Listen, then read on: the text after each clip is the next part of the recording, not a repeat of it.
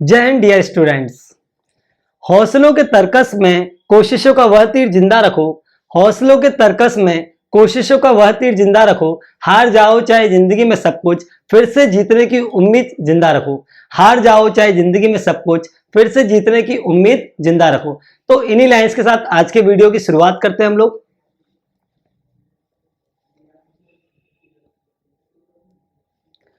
जल्दी से जल्दी सेशन को लाइक कर दीजिए और अपने दोस्तों में भी शेयर कर दीजिए, फटाफट कीजिए। ठीक है, चलो तो आज हमारा ये जो फर्स्ट क्वेश्चन है इसको रीड करते हैं हम लोग। जो हमारा फर्स्ट क्वेश्चन है वो क्या गिवन है, देखो tan inverse x plus cot inverse x, tan inverse x plus cot inverse x is equal to π/2 holds when.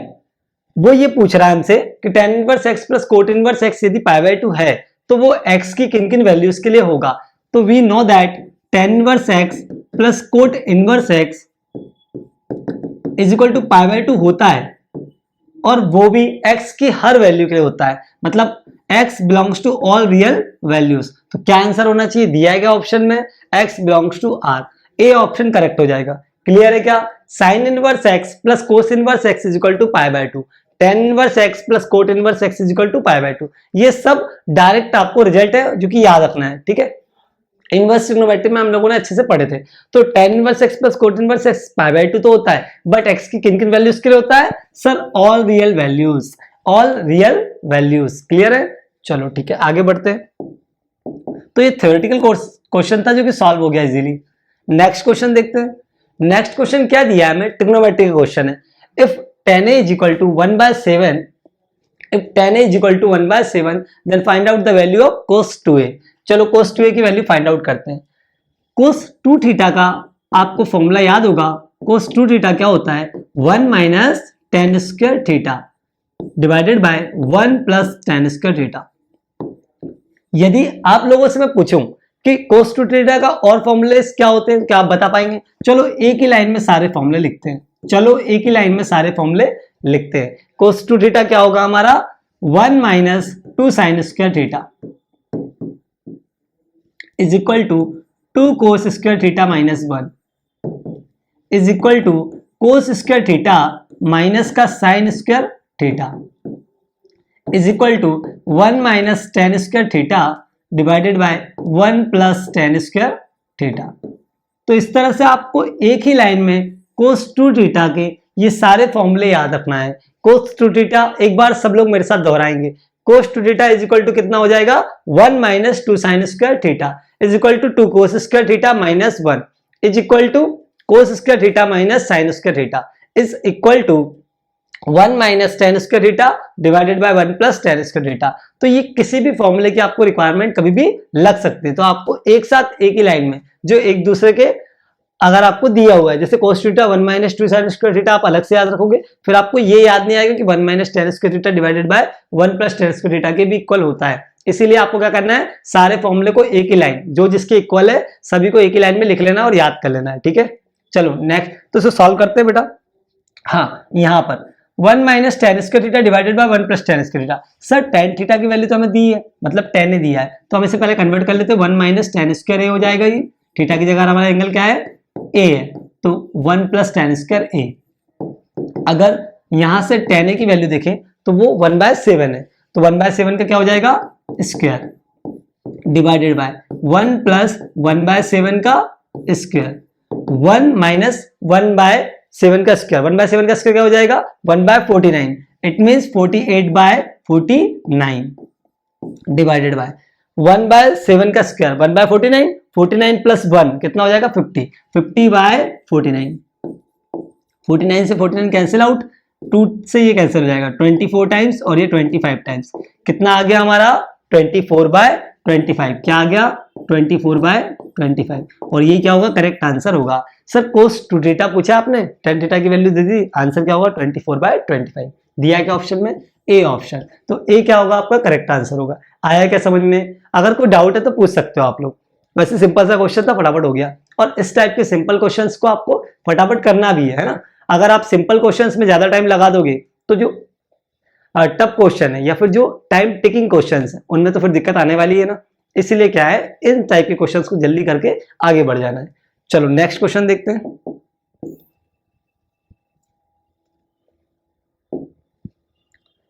ठीक है, तो सेशन को लाइक किया है नहीं किया अभी तक? जिन लोगों ने नहीं किया प्लीज कर दीजिए ना, सेशन को लाइक कीजिए फटाफट। चलो नेक्स्ट क्वेश्चन देखते हैं। The sides of a triangle are M comma N and under root M square plus M into N, what is the sum of the acute angles of the triangle. इस question में क्या है, देखो एक triangle है ABC मान लेते हैं। क्या मान लेते हैं? एबीसी। एबीसी हमारा एक ट्राइंगल है, एम ये वाली साइड है, एन ये वाली साइड है, और इसके जस्ट अपोजिट वाली साइड भी दे रखी है। वो क्या है? M square plus M into N. Clear है? इस एंगल को मैं थीटा मान लेता हूं। क्या मान लेते हैं? थीटा मान लेता हूं। What is the sum of the acute angles of the triangle. इस ट्राइंगल का ये वाला एंगल एक्यूट एंगल नहीं है, अगर होता तो वो बोलता। ठीक है, तो ये एक्यूट एंगल नहीं है, ये दोनों एक्यूट एंगल है। एक्यूट एंगल हमारी ये दोनों है, तो angle B plus angle C का हमें क्या निकालना है? सम निकालना है। वैसे ट्राइंगल के तीनों एंगल्स का सम क्या कितना होता है, क्या पता है आप लोगों को? तो फटाफट से लिख दीजिए कमेंट बॉक्स में, है ना। 180 होता है। वैसे क्या होता है? 180। बट मैं फिर भी आपसे जानना चाहूंगा, तो आप लोग प्लीज कमेंट बॉक्स में कमेंट करें। ट्राइंगल के तीनों इंटीरियर एंगल्स का सम कितना होता है? 180। Okay, M N under root M square plus M into N, इनका सम निकालना है। चलो इसमें क्या करेंगे हम? कोसाइन रूल अप्लाई करेंगे। कौन सा रूल अप्लाई करेंगे? Cosine rule. According to the properties of triangle, cosine rule क्या होता है? कोसाइन रूल होता है cos theta is equal to this side square, it means A B का स्क्वायर। तो मैं डायरेक्ट लिख रहा हूं, है ना। हम लोग थोड़ा सा डायरेक्ट करेंगे। चलो, ए बी का square it means M square, this side square plus this side square N square, minus opposite side का स्क्वायर इट मींस इसका स्क्वायर। इसका स्क्वायर करेंगे तो रूट हट जाएगा। क्या आ जाएगा? M square plus M into N divided by क्या हो जाएगा हमारा? 2 times of M into N, तो 2 times of M into N. ठीक है, तो यहां से इसको सॉल्व करते हैं। M square plus N square, ये ओपन करेंगे तो माइनस का एम स्क्वायर और माइनस का एन स्क्वायर और माइनस का एम एन। क्लियर है क्या? नहीं, माइनस, हाँ सही है, माइनस का एम एन डिवाइडेड बाय क्या आएगा? 2mn। क्या आएगा? 2mn। और ये कोस थीटा। एम स्क्वायर से एम स्क्वायर गया, एन स्क्वायर से एन स्क्वायर गया, क्या बचा हमारे पास? माइनस का एम एन और डिवाइडेड में 2 times of M N is equal to cos theta. M N से एम एन भी चला जाएगा, क्या बचेगा? Cos theta is equal to minus का half. Cos theta is equal to minus का हाफ। क्लियर है क्या? ठीक है, cos theta is equal to minus का हाफ। कोस थीटा नेगेटिव कब होता है? सेकंड क्वाड्रेंट में। ठीक है, कोस थीटा की वैल्यू वैसे 1/2 होती कब है? कोस 60 पर। क्लियर है? और अगर सेकंड क्वाड्रेंट में निकालेंगे तो थीटा कितना होना चाहिए? 120 डिग्री। सर हम जानते हैं कि कोस 120 कितना होता है? माइनस का हाफ। तो यहाँ पर थीटा हमें डायरेक्टली मालूम पड़ गया 120। तो थीटा हमारा ये तो कितना हो गया? 120। क्या हमें ये निकालना है? नहीं, हमें अदर एंगल्स का सम निकालना है। तो अब सब लोग मेरे साथ एक बार बोलेंगे, ट्राइंगल के इंटीरियर एंगल्स का सम कितना होता है? 180। क्या होता है? 180। तो फटाफट से यहाँ पे क्या हो जाएगा हमारा? थीटा प्लस एक्यूट एंगल्स को अगर मैं बी और सी मान लूं, एंगल बी और एंगल सी, तो angle B plus angle C, इन्हीं का सम हमें फाइंड आउट करना है। ठीक है, तो ये किसके इक्वल हो जाएगा? 180 डिग्री के इक्वल हो जाएगा। ये 120 है, तो angle B plus angle C 180, तो angle B plus angle C कितना आ जाएगा आपका? 60 डिग्री। हो गया क्या सॉल्व? हो गया। क्या आंसर होगा? एक्यूट एंगल्स का सम 60 डिग्री होगा। B is the right answer. Clear है? ठीक है, तो सिंपली इसमें कोसाइन रूल लगाना था और आंसर हमारा आ जाता। नेक्स्ट क्वेश्चन देखते हैं। चलो नेक्स्ट क्वेश्चन हम रीड करते हैं बढ़िया से। What is the area of triangle ABC with sides A is equal to 10 centimetre, C is equal to 4 centimetre, B is equal to 30 degree. थोड़ा सा लोचा है कुछ ना कुछ। ठीक है, A is equal to 10 centimetre is correct, C is equal to 4 centimetre is correct, angle B 30 degree दिया है। चलो एक बार लिखते हैं, एक बार लिख के देखते हैं। ट्राइंगल दिया है सर, ठीक है। ए साइड, अगर ट्राइंगल एबीसी मैंने लिया तो अपोजिट साइड ए ये होगी, स्मॉल बी ये होगा और स्मॉल सी क्या होगा? ये होगा। एंगल बी कितना दिया है? 30 डिग्री। ठीक है सर, आगे क्या जानना चाह रहा है, सही दिया है मतलब, ठीक है। आगे जानना क्या चाह रहा है, एरिया ऑफ ट्राइंगल, क्या जानना चाह रहा है, area of triangle. Area of triangle हमें निकालना है, एंगल कौन सा दिया है, 30 डिग्री। तो एरिया ऑफ ट्राइंगल, ट्राइंगल में अगर हम एरिया ऑफ ट्राइंगल निकालेंगे तो क्या आएगा, 1/2 this side into this side into cos 30, 1/2 sine 30, 1/2 A into C और साइन 30, कोस 30 नहीं, क्या आएगा, साइन 30, ठीक है। 1/2 ए साइड इंटू सी साइड और साइन 30, हाफ हाफ हो गया। ए क्या है, ए की वैल्यू तो गिवन है 10, सी कितना गिवन है 4 और साइन 30 कितना होता है 1/2, 2 से ये कैंसिल 2 टाइम और ये 2 से 2 कैंसिल, कितना आ गया 10 आ गया। सॉल्व भी हो गया, ये तो क्या आ गया 10 आ गया। तो एरिया कितना आएगा हमारा 10 सेंटीमीटर स्क्वायर। क्लियर है या नहीं है, एक बार बता दूं, ठीक है। ये हमें एक ट्राइंगल दिया है ए बी सी और इसकी साइड से ए बी सी, ए की वैल्यू 10 दी है, ठीक है, और सी की वैल्यू भी दी है वो 4 है, ठीक है, और एंगल कितना है 30 डिग्री। अब हम जानते हैं कि अगर किसी भी इस एंगल को हम ले लेंगे तो हमें एरिया ऑफ ट्राइंगल निकालना है, एरिया ऑफ ट्राइंगल निकालना है। तो क्या करेंगे आप, 1/2 this side into this side और बीच का एंगल यानी कि साइन 30 डिग्री, ठीक है। तो 1/2 ए बी साइन थीटा होता है, फॉर्मूला क्या होता है 1/2 ए बी साइन थीटा, तो 1/2 A into C into sine 30 कितना आ गया 10। क्लियर है क्या, ठीक है। अगला क्वेश्चन देखते हैं हम लोग, कंसीडर द फॉलोइंग स्टेटमेंट। अब ये स्टेटमेंट वाले क्वेश्चंस अगर आपको बढ़िया से कंसेप्ट क्लियर है तो फटाफट बन जाएंगे, अगर कंसेप्ट बढ़िया से क्लियर नहीं है तो फिर ये वाले क्वेश्चंस यहीं पे दिक्कत देने वाले हैं, क्योंकि बिना कंसेप्ट क्लियर हुए हमसे स्टेटमेंट वाले क्वेश्चंस नहीं बनते। स्टेटमेंट में फिर हमें ये लगता है कि ए वाला सही है या फिर बी वाला सही है या फिर कभी भी तो लगता है दोनों सही है, ठीक है, तो हम उसमें मात खा जाते हैं। तो हमें करना क्या है, देखो अच्छे से कंसेप्ट बिल्डअप करना है। ए दिया है 1,3,5 एंड बी दिया है 2,4,7 आर इक्विवेलेंट सेट। चलो अब मैं आपको पहले बता दूं इक्विवेलेंट सेट होता क्या है। इक्विवेलेंट सेट में क्या होता है, नंबर ऑफ जो एलिमेंट्स होते हैं वो क्या होते हैं, इक्वल होते हैं। जैसे अगर मैं बात करूं आपकी फैमिली में कितने मेंबर है तो आप कहोगे सर 5 मेंबर्स है।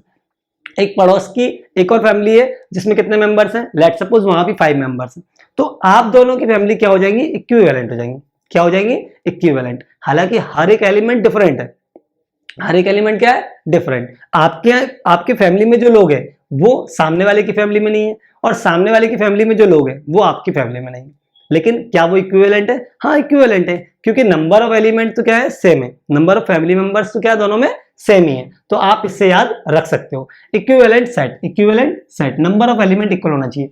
यहाँ एलिमेंट काउंट करते हैं 1 2 3, यहाँ भी 1 2 3, तो ये कंफर्म है कि इक्विवेलेंट सेट तो है। एलिमेंट मैटर नहीं करता एलिमेंट कौन सा है, आप ये मत देखने लग जाना ये 135 है तो यहाँ भी 135 चाहिए, ऐसा जरूरी नहीं है इक्विवेलेंट सेट के लिए। तो इक्विवेलेंट सेट तो है। ए स्टेटमेंट करेक्ट हो गया, या फर्स्ट स्टेटमेंट बोले तो करेक्ट हो गया।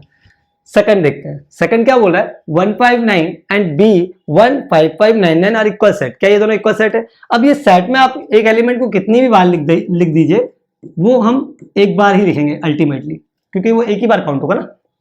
15599 तो सेट तो किसका बना 159, ठीक है, तो 159 यहाँ है 159 यहाँ है, तो हम क्या बोलेंगे, हाँ सर ये इक्वल सेट है। ये क्या है, इक्वल सेट। तो यहां तो बच्चों दूसरा स्टेटमेंट भी क्या हो गया, करेक्ट। तो हम क्या बोलेंगे, बोथ आर करेक्ट। कौन से ऑप्शन में दिया है, सी ऑप्शन में। सही है क्या, ठीक है, टिक लगाना है और आगे बढ़ जाना है। नेक्स्ट क्वेश्चन देखते हैं, कंसिडर द फॉलोइंग स्टेटमेंट्स। पहला स्टेटमेंट पढ़ते हैं हम लोग, the null set is a subset of every set. Null set मतलब उसमें कोई भी एलिमेंट नहीं है, वो खाली है एकदम। अब जो खाली है वो जो सब है उसमें तो है ही ना, तो अल्टीमेटली हम ये बोल सकते हैं कि नल सेट जो है वो सबसेट ऑफ एवरी सेट है। पहला स्टेटमेंट करेक्ट है, पहला स्टेटमेंट क्या है, करेक्ट है। Every set is a subset of itself. क्या हर एक सेट खुद का सबसेट होता है, चेक करते हैं एक बार।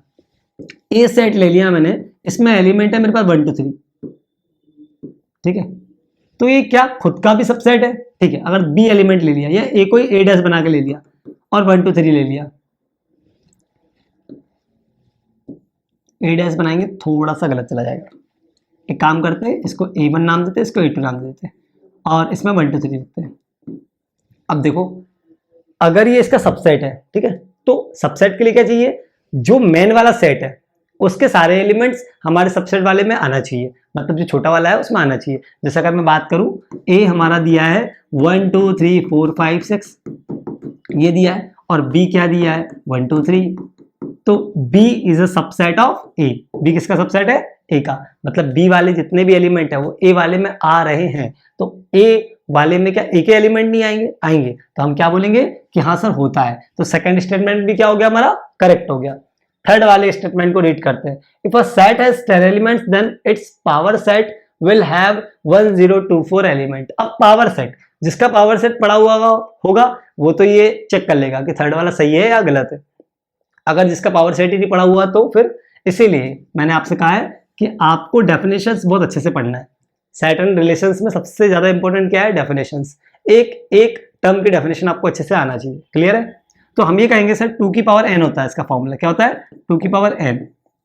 2 की power n, number of element n होता है। कितना गिवन है? 10 गिवन है। तो 2 की पावर 10, क्या 2 की पावर 10 1024 होता है? हाँ सर होता है। तो फिर 1024 होता है, तो ये भी क्या हो गया हमारा? करेक्ट आंसर हो गया। तो इस हिसाब से हमारा पहला भी करेक्ट है, सेकंड भी करेक्ट है, थर्ड भी करेक्ट है। तो all are correct, it means 1 2 and 3। तो D option will be right. Clear है क्या? ठीक है, नेक्स्ट क्वेश्चन देखते हैं। नेक्स्ट क्वेश्चन हमारा 7th क्वेश्चन है। If R be R relation defined as X R Y, मतलब x रिलेट विद y, ठीक है। If and only if 2x plus 3y is equal to 20 where x, y belongs to n natural numbers, ठीक है। How many elements of the form x, y are in the R? x, y are there in R, ठीक है। चलो check करते हैं। एक काम करते हैं, 2x plus 3y is equal to 20, ये तो इक्वेशन दी है। हम क्या करते हैं, 2x को ले जाते हैं। 3y इज इक्वल टू कितना हो जाएगा हमारा? 20 माइनस 2x। 3 से डिवाइड कर देते हैं होल इक्वेशन को, तो कितना मिल जाएगा? 20/3 माइनस का 2/3x, ठीक है। y तो निकल आया हमारा, या फिर हम इसे ऐसे भी लिख सकते हैं 20 minus 2x divided by 3। Correct है क्या? ठीक है। अब x की वैल्यूज हमें पुट करते जाना है और y हमें चाहिए, ठीक है। तो x आपने पुट किया, x पुट किया, लेट सपोज 1 पुट किया, तो यहाँ पे y की वैल्यू क्या मिल जाएगी हमें? 20 माइनस 2 डिवाइडेड बाय 3, यानी कि 6 मिल जाएगी। तो एक पेयर मिल गया। x की वैल्यू 1 पुट करने पर सर y कितना आ रहा है हमारा? 6 आ रहा है। x की वैल्यू अगर हम 2 पुट करेंगे तो क्या आने वाला है? 2 2 जा 4, 20 माइनस 4 डिवाइडेड बाय 3, ये तो फ्रैक्शन में आ जाएगा, फ्रैक्शन में हमें नहीं चाहिए, ठीक है। तो ये नहीं कंसिडर कर पाएंगे। इसके बाद 1 के बाद 3 अगर रखा तो भी नहीं आएगा, 14 हो जाएगा, ठीक है। 14 डिवाइडेड बाय 3 वो भी नहीं होगा, तो क्या आएगा? 4 आएगा। x की वैल्यू क्या ले पाएंगे हम? 4 ले पाएंगे। अगर 4 ले ली तो कितना हो जाएगा? 4 2 जा 8, 20 माइनस 8 कितना हो जाएगा? 20 माइनस 8 12 हो जाएगा। 12 को 3 से डिवाइड करेंगे तो 4 आएगा। इसका मतलब ये हो सकता है। तो y इज इक्वल टू 4 आ गया। x की वैल्यू 1 पुट करने पर y 6 आ गया, x की वैल्यू 4 पुट करने पर y 4 आ गया, x की वैल्यू 5 हम पुट कर नहीं पाएंगे, 5 2 जा 10, 10 माइनस 3, वो फिर फ्रैक्शन बन जाएगा। तो एक नंबर और आएगा बच्चों, और वो क्या आएगा? 7। 7 रखने पर क्या होगा? 7 2 जा 14, 20 minus 14 it mean 6 divided by 3 2 हो जाएगा। तो ये पेयर भी हमारा बन जाएगा 2। तो इस तरह से कितने पेयर बने टोटल? 3 पेयर्स बने, है ना। तो which will be the right answer? 3। B option आपका करेक्ट होगा। क्लियर है क्या? 2x plus 3y is equal to 20, ये इक्वेशन दी थी, y की वैल्यू निकाली। अब हमें x रखते जाना है, तो पहले 1 रखा, 2 3 हम रख नहीं पाएंगे, फिर 4 रखा, 5 6 रख नहीं पाएंगे, 7 रखा, 8 9 रखने जाओगे फिर से फ्रैक्शन में वैल्यू आएगी। तो यहाँ पे हम क्या करेंगे? ये 3 वैल्यूज रख देंगे, ठीक है। हालांकि ये फिक्स कर सकता था कि लेस देन 10 ही वैल्यूज आपको पुट करना है, ठीक है। तो आपका क्या आंसर होगा? 3 आंसर होगा, ठीक है। नेक्स्ट क्वेश्चन हम लोग देखते हैं। नेक्स्ट क्वेश्चन क्या गिवन है? Consider the following statements. अब यहां से फिर स्टेटमेंट वाला क्वेश्चन पूछा, चलो देखते हैं। A function f such that z tends to z defined by f of x is equal to x plus 1 is 1 1 as well as onto function, मतलब 1 1 फंक्शन भी है और onto फंक्शन भी है। अगर f such that n tends to n defined by f of x is equal to x plus 1 is 1 1 but not onto। अब 1 1 और onto function के हिसाब से चलना है हमें, ठीक है। तो पहले तो हम ग्राफ बना लेते हैं। किसका ग्राफ बनाएंगे? F of X is equal to X plus one का ग्राफ बनाएंगे। यदि आप एक्स प्लस वन का ग्राफ ड्रॉ करना चाहते हो कैसे कर पाओगे, जरा सोचो। सर बनेगा तो स्ट्रेट लाइन बनेगा, क्या स्ट्रेट लाइन, मतलब एक लाइन बनेगा y is equal to M X plus C O, Y is equal to X plus A X plus B Y plus C O, है ना। इस टाइप की जो इक्वेशन होती है लीनियर इक्वेशन, उनके ग्राफ क्या बनते हैं, स्ट्रेट लाइन बनते हैं। तो बनेगा तो स्ट्रेट लाइन। अब ग्राफ बनाना कैसे, इसको पास करके जाएगा, कैसे बनेगा जरा देखो। अगर मैं यहाँ पे x की ऐसी कोई वैल्यू रख दूं कि मेरा y मतलब एफ ऑफ एक्स क्या आ जाए 0, तो मुझे पता चलेगा कि किस पॉइंट पे वो 0 दे रहा है। अगर मैं यहाँ पे 0 पुट करता हूँ तो 1 पे, मतलब +1, y में 1, ठीक है। x की वैल्यू 0 पुट करने पर सर y हमें मिलता है 1, x की वैल्यू 0 पुट करने पर y कितना मिलता है 1। तो पक्का है कि इस पॉइंट से होकर लाइन जाएगी और इस टाइप से हमारी कुछ लाइन बन जाएगी, ठीक है। ये पॉइंट -1 और ये क्या मिल जाएगा 1। क्लियर है क्या इतना, ठीक है। अब आप देखेंगे माइनस इनफाइनाइट से लेकर इनफाइनाइट गया हुआ है ये, ठीक है। माइनस इनफाइनाइट से लेकर प्लस इनफाइनाइट तक ऑल रियल वैल्यूज, यहाँ पे क्या आती है एक्स एक्सिस पे ऑल रियल वैल्यूज। अगर स्ट्रेट लाइन को आगे बढ़ा दें तो ये कभी खत्म नहीं होगी, चलती जाएगी, और यहाँ पे भी आगे बढ़ा देंगे तो ये भी यहाँ से एक्सटेंड करती जाएगी। तो हम कुल मिला के यहाँ कहेंगे कि ये up to the whole line, मतलब माइनस इनफाइनाइट से प्लस इनफाइनाइट, यानी कि ऑल रियल वैल्यूज पे हमें 1 1 एंड 1 2 फंक्शन दे देगी। तो हम ये कहेंगे भाई सारे रियल नंबर है ना, आराम से मिल जाएगा। तो हम क्या कहेंगे कि 1 1 एंड 1 2 तो है। ये करेक्ट हो गया, पहला स्टेटमेंट तो करेक्ट हो गया। अब हमें पढ़ना है दूसरा स्टेटमेंट। दूसरा स्टेटमेंट क्या दिया, a function F such that n tends to n, ठीक है, defined by F of X is equal to X plus 1 is 1 1 but not on 2। अभी हमने देखा 1 1 और ऑन 2 तो है, तो ये स्टेटमेंट जो सेकंड वाला है वो पहले वाले स्टेटमेंट का क्या कर रहा है, कटाक्ष कर रहा है, तो ये गलत है। ये क्या है, गलत है भाई, ओपन है ये, तो कहीं क्लोज तो दिख नहीं रहा है, ऐसा तो नहीं कि ब्रेक हुआ है ग्राफ, है ना। ग्राफ हमारा कैसा है, कंटिन्यूअस है। तो हम क्या कहेंगे 1 1 एंड ऑन 2 आएगा। तो फर्स्ट वाला करेक्ट हो गया और सेकंड वाला क्या हो गया, रॉन्ग। तो इसका ए आंसर करेक्ट आंसर होगा, ठीक है। नेक्स्ट क्वेश्चन देखते हैं। नेक्स्ट क्वेश्चन कहां गए, हाँ ठीक है। Consider the following in respect of a complex number Z, ठीक है। अब ये हमारा कॉम्प्लेक्स नंबर का क्वेश्चन है, इसको हम अच्छे से स्टडी करेंगे कि इसमें करना क्या है। पूछा क्या है, दो स्टेटमेंट दिए उनको सॉल्व करना। जेड इनवर्स और उसका कॉन्जुगेट और जेड इनवर्स उसका कॉन्जुगेट, ये थोड़ा सा मिसप्रिंट हुआ है, इसको करना है जेड का कॉन्जुगेट और फिर इनवर्स, जेड का कॉन्जुगेट और फिर इनवर्स करना है, ठीक है। तो जेड इनवर्स उसका कॉन्जुगेट, जेड इनवर्स उसका कॉन्जुगेट इज इक्वल टू, आपको प्रूव करना है Z inverse sorry Z conjugate और उसका इनवर्स, ठीक है। ये बात पहला स्टेटमेंट सही है या गलत हम चेक करते हैं। Let Z is equal to, let Z is equal to, Z is equal to क्या हम लोग लेते हैं ए प्लस आयोटा बी या एक्स प्लस आयोटा वाई।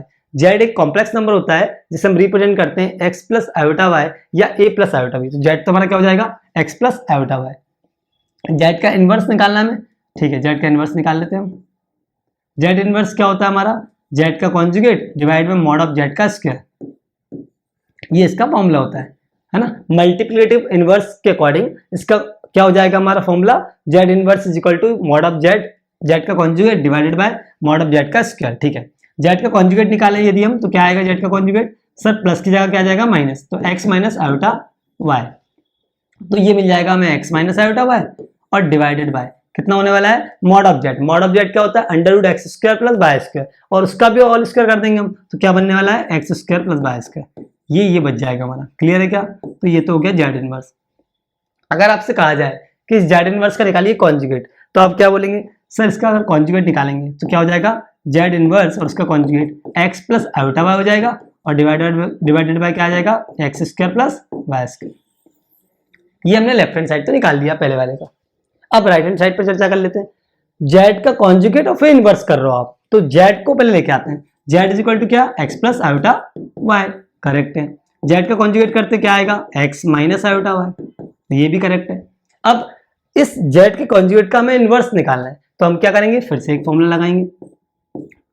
क्या हो जाएगा, जेड का सॉरी क्या हो जाएगा, जेड का कॉन्जुगेट, हाँ ठीक है, जेड का कॉन्जुगेट और उसका भी कॉन्जुगेट, क्लियर है, डिवाइडेड बाय जेड का कॉन्जुगेट और उसका मॉड और उसका स्क्वायर, क्लियर है। ये मल्टीप्लिकेटिव इनवर्स से हम लिख सकते हैं। अब जेड का कॉन्जुगेट कराओ फिर कॉन्जुगेट करा, तो कॉन्जुगेट का कॉन्जुगेट मतलब सेम आने वाला है, तो हम क्या बोलेंगे, ये तो वापस से क्या बन जाएगा, X plus iota why he बन जाएगा, डिवाइडेड बाय जेड का कॉन्जुगेट और उसका मॉड और उसका होल स्क्वायर। अब चाहे जेड का आप कॉन्जुगेट निकालो, सॉरी जेड का मॉड निकालो, चाहे जेड के कॉन्जुगेट का मॉड निकालो, आने वाला तो क्या है, सेम ही है। ये एक्स प्लस आयोटा वाई, उसका कॉन्जुगेट उसका मॉड निकालोगे तो क्या आएगा, under root X square plus Y square. अगर जेड का कॉन्जुगेट करा तो वो होता है एक्स माइनस आयोटा वाई, उसका ही मॉड निकालोगे तो क्या आएगा, अंडर रूट का X square plus Y square. मतलब ये दोनों आपस में क्या होते हैं, इक्वल होते हैं, तो ये लिखने की जरूरत तो है ही नहीं। आया क्या समझ में? ठीक है, हम क्या करेंगे, हम यहाँ करेंगे कि जेड का कॉन्जुगेट का स्क्वायर वही आने वाला है, मतलब X square plus Y square आना है। क्या लेफ्ट हैंड साइड को सॉल्व करके और राइट हैंड साइड को सॉल्व करके क्या सेम आया? देखो ये लेफ्ट हैंड साइड सॉल्व हुआ, ये आया, ये राइट हैंड साइड सॉल्व हुआ, ये आया। क्या दोनों सेम है? हाँ सर सेम है, तो हम ये बोल सकते हैं कि क्या है, पहला स्टेटमेंट करेक्ट है। क्लियर है? इसको रब कर देते हैं। पहला स्टेटमेंट तो क्या हो गया हमारा, करेक्ट हो गया।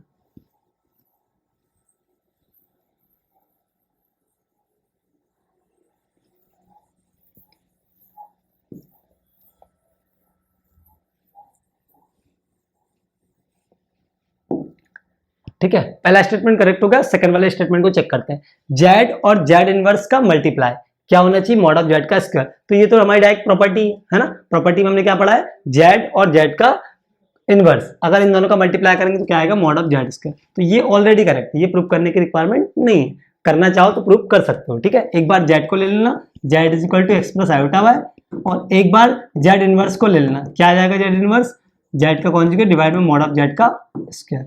तो यहां से भी आप सॉल्व कर पाओगे, तो आप पाओगे कि ये दोनों क्या आ रहे हैं, इक्वल आ रहे हैं। तो ये वाला स्टेटमेंट भी क्या है, डायरेक्ट प्रॉपर्टी से अगर आप याद रखते हो कि ये करेक्ट है। ठीक है, तो अगर आपको कॉम्प्लेक्स नंबर की सारी प्रॉपर्टीज आती हैं और अगर आप याद रख सकते हो तो आप फटाफट इस टाइप के क्वेश्चंस का आंसर दे पाओगे। अदरवाइज वही होगा कि आप एक एक को प्रूव करके लाओ और प्रूव करने में टाइम चला जाएगा। तो आपको क्या करना है, कॉम्प्लेक्स नंबर की जितनी भी प्रॉपर्टीज है सबको प्रॉपर तरीके से याद करना है। एक बार नहीं, 2 बार नहीं, 10 बार करो, बट लिख लिख के याद कर लो, और वो आपको कहीं ना कहीं हेल्प करेगा। ऐसा नहीं होगा कि आपको याद है तो दिक्कत है, ये तो बहुत अच्छी बात है।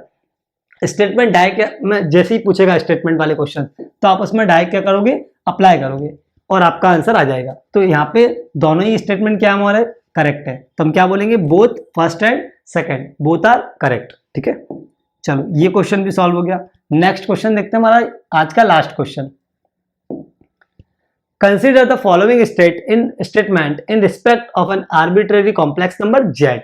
जेड पे डिस्कस करना है, ये बहुत बेसिक सा क्वेश्चन है, आप लोग तुरंत कर लेंगे। ठीक है, क्या दिया है, the difference of Z and its conjugate is an imaginary number. सबसे पहले हमने जब कॉम्प्लेक्स नंबर पढ़ा था तो यही चीज तो सीखी थी कि Z is equal to X plus iota Y और जेड का conjugate is equal to X minus iota Y. यदि हम इनका सम करते हैं जेड प्लस जेड कॉन्जुगेट, तो क्या मिलने वाला हमें, एक्स एक्स ऐड हो जाएगा, ये दोनों तो कैंसिल हो जाएंगे, 2x आएगा। 2x ये हमारा रियल पार्ट होता है, ये हमारा इमेजिनरी पार्ट होता है, तो ये तो क्या हो जाएगा, रियल हो जाएगा। ठीक है, अब एक बार सबट्रैक्ट करके देखते हैं। तो जेड माइनस जेड का कॉन्जुगेट कितना आएगा, माइनस यहाँ लग जाएगा, माइनस यहाँ, ये कैंसिल, और ये 2 आयोटा वाई। अब 2 बाय आयोटा बोलो या 2 आयोटा वाई, इमेजिनरी पार्ट आ रहा है, तो ये कैसा है, इमेजिनरी। मतलब डिफरेंस तो हमें क्या देगा, इमेजिनरी, और सम क्या देगा हमें, रियल। चलो देखते हैं, difference of Z and its conjugate is an imaginary number. क्या ये करेक्ट है, हम चेक करें कि the difference of Z and its conjugate is an imaginary number which is right. तो हम ये बोलेंगे पहला स्टेटमेंट तो करेक्ट है। सेकंड स्टेटमेंट को देख लेते हैं, the sum of Z and its conjugate is a real number. चलो दोनों ही सही लिखे, दोनों ही क्या लिखे हैं, सही, तो ये भी क्या हो जाएगा, करेक्ट। तो दोनों सही हो जाएंगे, बोथ 1 and 2। क्लियर है क्या? ठीक है, तो यहां हमने ये देख लिया।